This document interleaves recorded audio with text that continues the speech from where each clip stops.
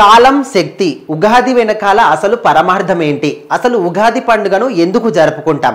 So ఈ రోజుల్లో present generation ఉన్న వాళ్ళందరూ కూడా ఇలాంటి విషయాలు తెలియదు. జస్ట్ పండుగ వచ్చిందా, జరుపుకున్నామా, పచ్చడి తిన్నామా, ఏదైనా పిండి వంటలు తిన్నామా, ఇంతవరకే ఉంటుంది. కానీ అసలు ఈ పండుగలు అనేవి ఎందుకు వచ్చాయి, దీని వెనకాల కథనం ఏంటి, పరమార్థం ఏంటని చాలా మంది కూడా తెలియదు. ముఖ్యంగా ప్రజెంట్ జనరేషన్లో ఉన్న పిల్లలకి ఎవరికి కూడా ఇలాంటి విషయాలు తెలుసుకోవడానికి కూడా ఎక్కువగా ఆసక్తి చూపించారు.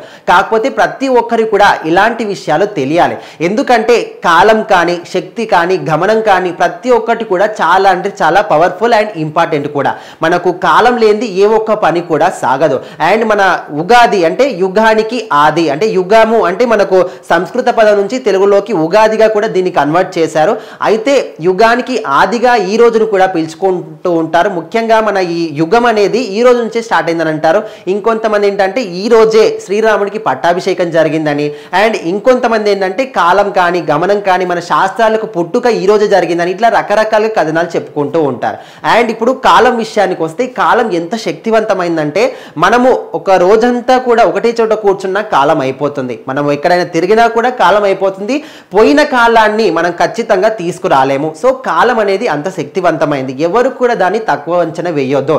మనము అనుకున్నవి అనుకున్నట్టు జరగవచ్చు, అనుకున్నవి అనుకున్నట్టు కూడా జరగవచ్చు. వేరే అంటే మనము ఎన్నో రోజు కర్మలు కావచ్చు, ప్రతి ఒక్కటి కూడా ఎన్నో పనులు చేయాలనుకుంటాం, వేరే వేరే ఉద్యోగాలు చేయాలనుకుంటాం, పై స్థాయికి వెళ్ళాలనుకుంటాం, ఇతర దేశాలకు వెళ్ళాలనుకుంటాం. సో ఇవన్నీ కూడా జరగాలంటే మనకున్నటువంటి శక్తి, అదేవిధంగా మనం ఒక పట్టుదల పెట్టుకుంటాం. సో అది కాకుండా ఖచ్చితంగా కాలం అనేది కూడా ఒక ఇంపార్టెంట్ కీ రోల్ ప్లే చేస్తుంది.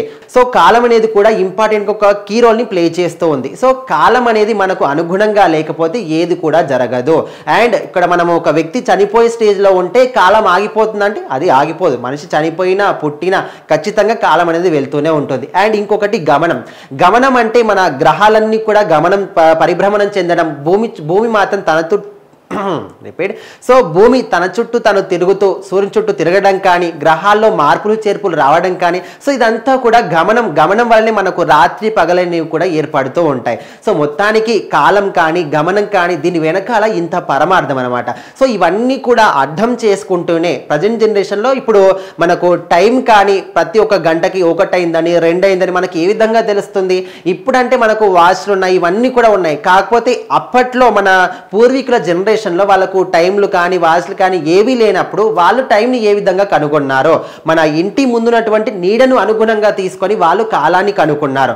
అదేవిధంగా ఇప్పుడు స్టెథోస్కోప్లు కానీ ఏవేవో వచ్చినప్పటికీ అంతరిక్షంలో స్పేస్లోకి వెళ్ళి కూడా అక్కడ విహరించి మరీ వస్తున్నారు. కాకపోతే అప్పట్లో ఇలాంటి పరికరాలు కానీ, అత్యాధునిక మిషన్లు ఏవి కూడా లేనటువంటి సమయంలో కూడా వాళ్ళు అంటే ఈ ప్లేస్లో ఈ గ్రహం ఉంటుంది, దీనికి ఇంత డిఫరెన్స్ ఉంటుంది, ఇన్ని వేల కిలోమీటర్స్ ఉంటుందని వాళ్ళు ఏ విధంగా కనుగొన్నారు? సో ఈ విధంగా మనం చూసుకుంటే ఖచ్చితంగా మన పూర్వీకులకు మనకంటే 100 రెట్ల జ్ఞానం వాళ్ళకుంది.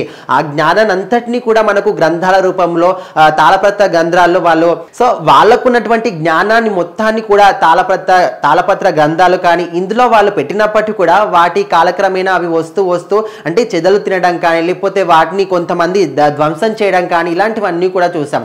మన హిందూ దేవాలయాలు కూడా అప్పట్లో చాలా మంది వాటిని ధ్వంసం చేయడానికి ట్రై చేసినప్పటికీ కూడా కొంతమేరకు ధ్వంసం చేశారు. మళ్ళీ వాటిని మనం పునర్నిర్మించుకున్నాం.